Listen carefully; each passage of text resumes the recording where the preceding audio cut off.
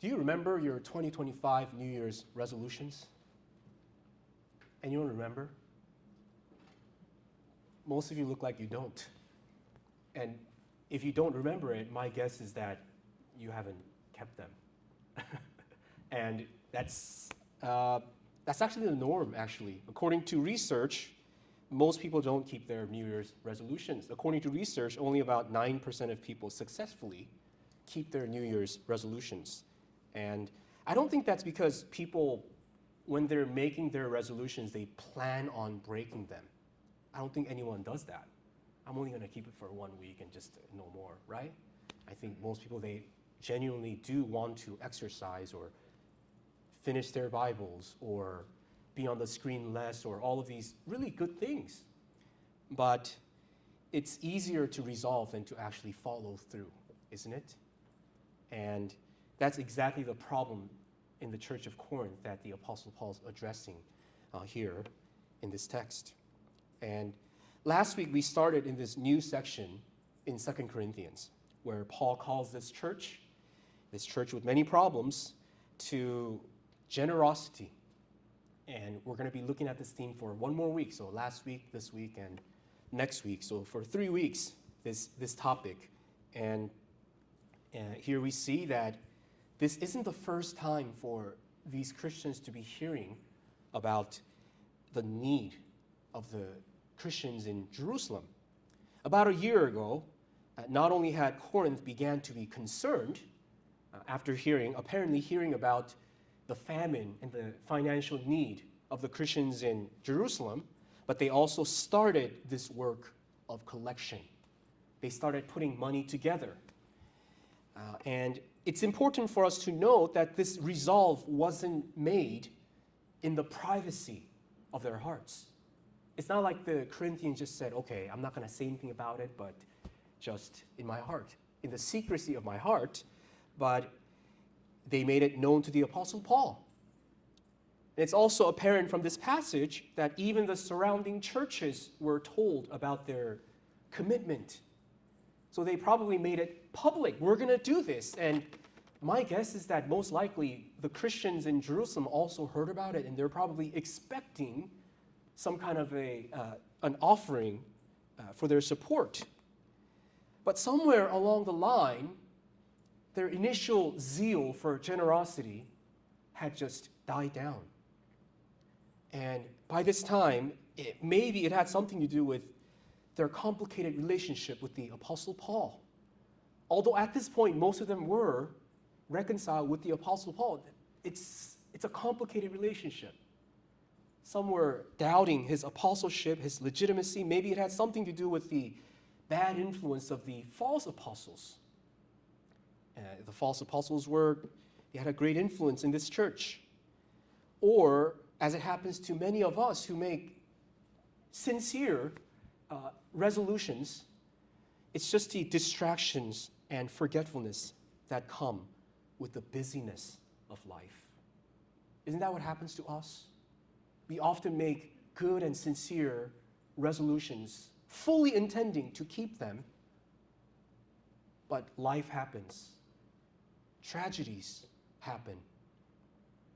Pleasures of life. There are so many things in this world that distract us from our good commitments. And whatever the reason, Paul calls them to follow through on their initial commitment. You guys committed to do this. The churches know about it. I know about it. Jerusalem probably knows about it. It's time now. It's been a whole year, brothers. It's time to follow through on your commitments. And it's interesting that in verse 10, Paul says that this would be beneficial for you. Not for Jerusalem. Of course, it would be financially beneficial for these struggling Christians, but not just for them. Paul says it's actually beneficial for you. And my guess is that it's for their reputation among the churches, as well as for their spiritual growth. I mean, what kind of Christians would you be if you just promise such things and not follow through? You guys will remain immature Christians. It's good for you to follow through on your promises. and your commitments. And brothers and sisters, it's worth reflecting at this point whether we have any unfinished businesses, whether we have any commitments, any promises that we've uttered before the Lord, or maybe before God's people, that we have failed to be faithful to. Commitments to God as well as our neighbors that we have failed to follow through on. And some of us may need to remind ourselves of the vows we've taken on our wedding days. Or maybe our church membership vows, the things that we have sworn before our brothers and sisters here, but even more importantly, before God. Because our words before God and our neighbors, they matter.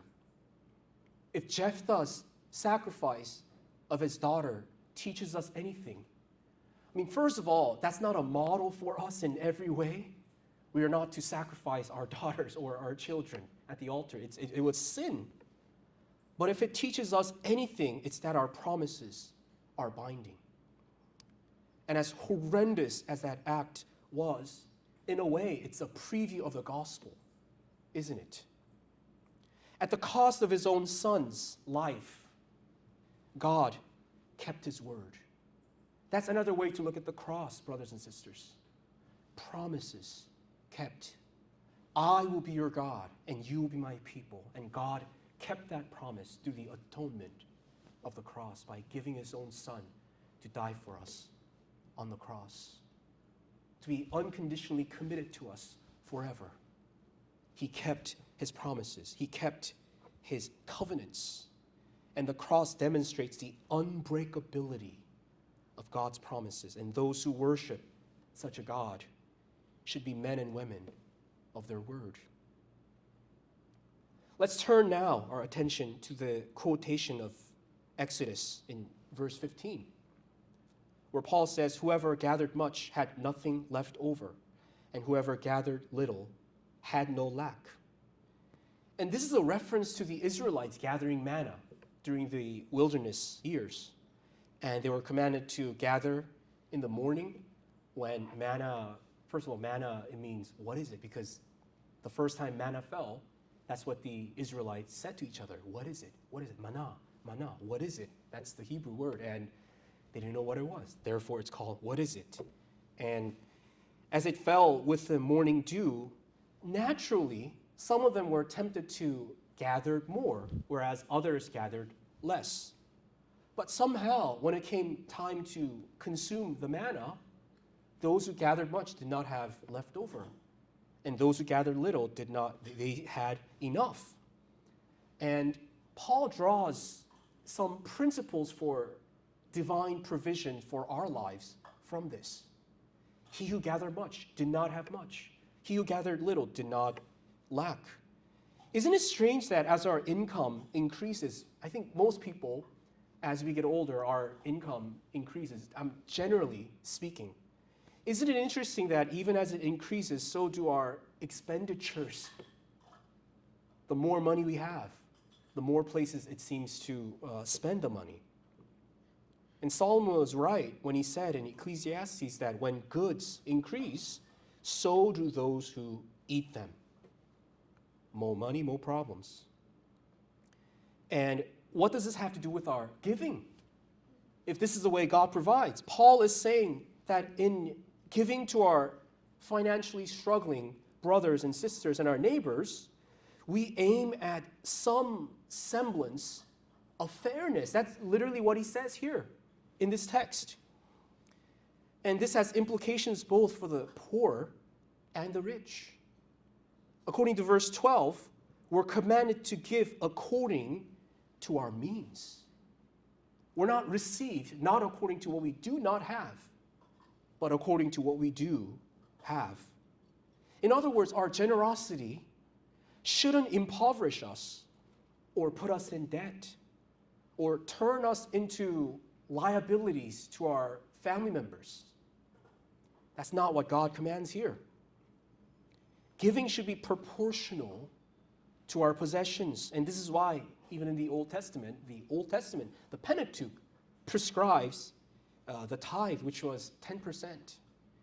Although this number is not binding on the New Testament believer, I do think that it serves as a good reference point. And this means for the wealthy, as the Corinthian Christians were, this was a rich city. It was a seaport city with a lot of commerce going through, a lot of money flowing in and out of the city. The implications for Christians who are wealthy, that for the wealthy Christians, there's a greater responsibility to give. That's what the Apostle Paul's saying here. Those who hoarded manna during the wilderness years, they found the manna rotted and stinking, and it grew worms. Okay? And such is the nature of hoarded wealth against the needs of our brothers and sisters. It is cursed. That's what Calvin said. In fact, this is the destiny of all earthly wealth, isn't it? And it's worth reminding ourselves, as I think I've quoted Archibald Alexander in this, but he finds it so strange, so absurd that so many Christians, even at the door of death, they have such little time left in holding on to their wealth, yet they grow even more greedy and more clinging more desperately to their wealth. And Archibald Alexander said it just makes no sense at all. And it's worth reminding ourselves, and I know this is probably like the 7th time for me to use this analogy, but all of our earthly wealth, brothers and sisters, at the end of the day, is monopoly money. Okay? That fake money that you use during the game of Monopoly. And afterwards, nobody puts it in their pockets. Actually, I knew a guy who used to put it in his pocket. Like, he used to, I don't know, he liked to keep it in his pocket, like that fake money. But that's beside the point. Everything's temporary. All earthly wealth is temporary. We're not going to take a single cent with us into heaven or to hell. And so the question now is, is Paul prescribing some kind of Marxist worldview here? That no one's allowed to be rich. No one's allowed to be poor. Everyone should have the exact same amount of possessions. Of course not. That's not what Paul's prescribing at all. First and foremost, Marxism sees Christianity as a manipulation. The opiate for the masses. That's the phrase that he uses, right? An obstacle to the final goal of utopia. It is deeply hostile to the Christian worldview, to the biblical worldview. But the fairness that God, through Paul in this passage, prescribes for the church, fairness is not the same as sameness. Fairness is not the same thing as sameness. It is not a sin to be rich. Abraham was rich. Job was. There are many people in the scriptures who are filthy rich. Abraham and Isaac, by today's standards, were probably billionaires, to the point where countries around them fear them and respected them. And these guys were. Job was very rich, but the thing is, he didn't keep all that wealth to himself. He didn't feel guilty about being rich, but at the same time, he extended his hand to the poor, the widows, the orphans, and the sojourners, to the point where people said, "Who among us has not had a taste of Job's meat?" All of us have tasted Job's meat. He shares his wealth with all of us. And that's the kind of generosity that every Christian should aim for. And we are allowed to enjoy our wealth. That's okay. We are allowed to have some luxurious things. It's not a sin, brothers and sisters. Every time we buy something nice for ourselves, we shouldn't be, flagellating ourselves with guilt. Thank God for them. But at the same time, we should not do it to the neglect of the needs of our brothers and sisters that God has placed in our lives. And I've said this before, we are not responsible for solving world hunger. We are not big enough. but the opportunities that God has presented to us in our lives, in the small corners of the world where God has placed us. We should not neglect those opportunities. Okay? And this is miles from Marxism, which is a top-down approach, right? Top-down enforced equality of property, whereas we give joyfully from the gospel, willingly out of our conviction. Notice, even in last week's text, Paul says, this is not a command. This is not a command, but a gospel-driven suggestion that you should give, because you already said you would give. I think that's the only reason why Paul's writing this section, because the Corinthians have already committed to give. Because Jesus withheld nothing from us, because he died naked on the cross, owning nothing, all of his glory and his majesty and his wealth stripped from him. And he died bearing our sins, our wrath, our judgment. We first and foremost give ourselves to the Lord and open our hands to our neighbors who are in need. I love this long quote from Warfield where he addresses some of the objections in our hearts against generosity. It's a long quote, but I want to read it. He says, objection number 1, my money is my own. Answer, Christ might have said, my blood is my own, my life is my own. Then where should we have been? Objection number 2, the poor are undeserving. Answer, Christ might have said, they are wicked rebels. Shall I lay down my life for these? I will give to the good angels. But no, he left the 99 and came after the lost. He gave his blood for the undeserving. Objection number 3, the poor may abuse it. Answer, Christ might have said the same. Yeah, with far greater truth. Christ knew that thousands would trample his blood under their feet, that most would despise it, that many would make it an excuse for sinning more. Yet he gave his own blood. Oh, my dear Christians, if you would be like Christ, give much, give often, give freely to the vile and poor, the thankless and the undeserving. Christ is glorious and happy, and so will you be. It is not your money I want, Warfield says, but your happiness. Remember his own word, it is more blessed to give than to receive. Paul then spends more than half of this passage talking about the practical issue of delivery, because so let's say Corinth puts together all this money. How do they get it to Jerusalem? Jerusalem's many, many miles away from the city of Corinth, and they didn't have Zelle. Back in those days, somebody had to collect physically and hand deliver all that money, traveling through land and sea. And that's a big problem. And the question that would naturally arise in the minds of the Corinthian Christians is, how do we know that a Judas-like character is not going to run away with it? All that money that we're offering first to the Lord and to the church. How do we know that? And that's the problem that Paul addresses in the second half, more than half of this passage. For 8 verses, he ensures the Corinthian Christians of the qualifications of the 3 men who are in charge of carrying this gift. And the first one that is mentioned in the passage is Titus, and he needs no introduction to the Corinthians. He's the reason why the Corinthians repented. They know him, they trust him.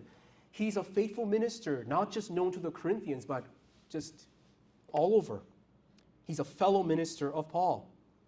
But then there are these 2 unnamed brothers who were to take on this task with him. And I've been staring at this passage for this past week, and it still puzzles me why Paul doesn't name these guys. And presumably, these guys were sent to collect along with this very letter. So presumably, as the letter of 2 Corinthians is being read to the Corinthians, these guys are standing by, these 2 brothers, yet they're unnamed. And No idea why. I've read different commentators, but I still can't come to the conclusion why. Maybe Dr. Cho can give us some insight on why this is. But what's more important than the names of these brothers, or rather the namelessness of these brothers, is their faithfulness. And Paul says about the first brother that he is famous among the churches for preaching the gospel. So some have speculated this is maybe Barnabas, right? And I mean, this brother had been appointed not by Paul. Paul didn't pick this person, but the churches picked him. So this is a person whose faithfulness and trustworthiness is attested by the churches, plural. And widely recognized as faithful. And a third brother is someone who had been tested often. Paul doesn't describe how, but he's been tested often and he's been proven to be faithful, and he's also zealous for the Corinthians. So 3 reputable men known for their faithfulness, because especially when it comes to handling the offerings of God's people, we need to aim at not that which is only